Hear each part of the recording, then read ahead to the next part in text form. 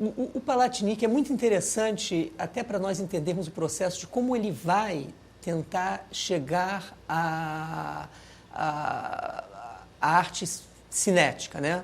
A ele descobrir essa relação entre, que a gente está nomeando aqui de entre arte e tecnologia, que eu falei entre arte e mecânica. Na realidade, quando ele volta de Israel, ele teve a grande felicidade de se encontrar com o Mavinier e com o Mário Pedrosa, que eram pessoas muito envolvidas no processo do museu, hoje Museu de Imagens do Inconsciente, que era o Hospital Pedro II, que era dirigido pela Nise da Silveira, onde ela desenvolvia todo um trabalho, juntamente com o Mário Pedrosa e com o Mavinier, de trabalhar com os internos do hospital, que eram pessoas que eram pessoas que estavam internadas por questões mentais. Para a doutora Nise, havia um caminho muito importante de você recuperar e de você trabalhar com esses internos através da arte. Não é arte-terapia, mas é uma arte muito maior do que isso, deles poderem se expressar e criar o caminho deles. Quando o Palatinic chega, tem a felicidade de se encontrar com essas pessoas que eu falei, o Mário Pedrosa, o Mavinier, a Nise da Silveira, e é levado ao museu, atual Museu de Imagens do Consciente, é o Instituto Pedro II, né? O Hospital Pedro II, no Engenho de Dentro, ele simplesmente tem um impacto lá de que ele diz, poxa, esses caras já fizeram tudo que era possível fazer em arte, a arte está feita, não há mais nada que fazer. Esses caras, é como se esses caras tivessem dado um limite a ele. Eu jamais vou conseguir fazer algo tão bom quanto eles são capazes de fazer. Eu acho que isso que passou pela cabeça dele, ele achou, poxa, é o máximo. Esses caras, sabe, se você pegar a obra de um Emídio, de um Fernando Diniz, está tudo ali, para ele estava tudo ali. Isso para ele não representou uma limitação. É lógico que no início isso foi duro, foi difícil, e como toda grande personalidade, ele transformou isso numa coisa a seu favor. Ou seja, essa limitação ampliou o campo de ação dele. Ele foi, na realidade, impulsionado a ir ao encontro de quem ele era, Palatinic, a todas as experiências dele, aquilo que ele tinha aprendido em Israel, na escola técnica, de fazer aqueles desenhos. Ele pôde se aproximar mais dele mesmo, na medida em que ele achava que aquilo que ele achou que ele poderia fazer, outros fariam muito melhor do que ele. Ao lado dessa experiência do Mário Pedrosa e de todas aquelas pessoas que circulavam em torno do Mário Pedrosa naquele momento, o Palatinic entendeu que arte não era representação.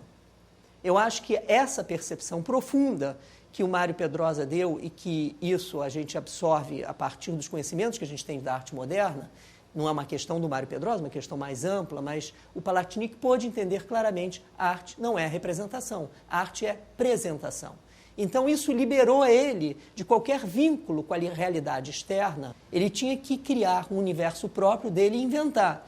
Que esse é o grande paradigma que dá início à arte moderna e que, enfim, até hoje repercute no universo das artes, né? A riqueza da obra do Palatinic é, antes de tudo, que ele é um grande inventor, né? Um inventor no sentido amplo da palavra, né? Não um inventor do ponto de vista científico, né? Mas do ponto de vista artístico, né?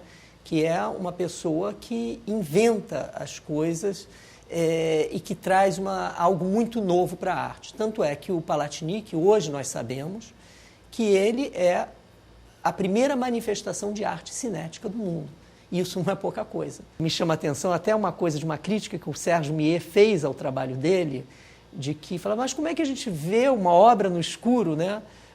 Que eu achei, ao mesmo tempo, uma percepção muito, muito fina do Sérgio, mas, ao mesmo tempo, mostra como os paradigmas da arte estavam mudando naquele momento. Quer dizer, o Palatinic, ele ousou fazer uma obra que, para ser vista, precisa não da claridade, mas da escuridão, quando ele faz o cinecromático, né? Quando ele consegue pintar com luz.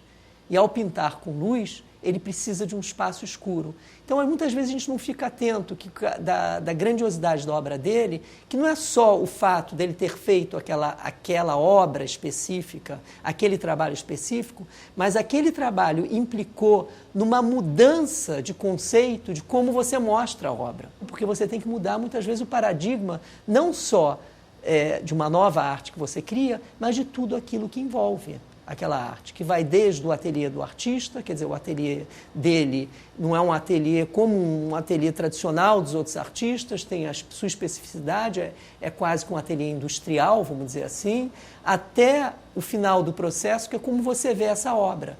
Então você está vendo a obra dele de uma outra maneira que até aquele momento não se estava acostumado a ver.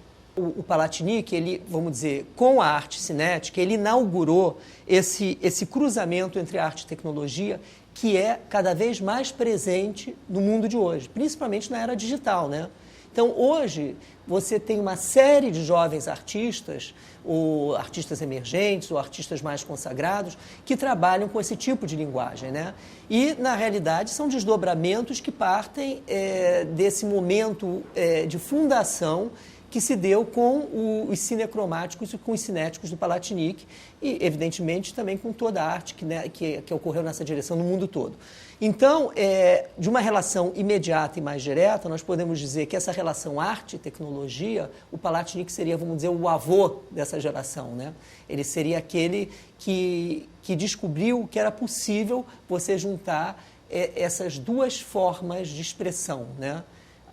A arte e também a tecnologia. Quando você junta as duas coisas, você cria um campo novo. Então, o Palatinec teve, dentro da humildade dele, essa genialidade de poder criar esse campo novo de cruzar arte e tecnologia a partir de uma experiência pessoal dele, quando ele foi aluno no Technion, que é uma escola técnica de Israel, em que ele aprendeu a fazer desenhos técnicos, e eu recomendo que se vejam os desenhos técnicos do Palatinec, que são de uma riqueza e são fantásticos, são desenhos de artista, né?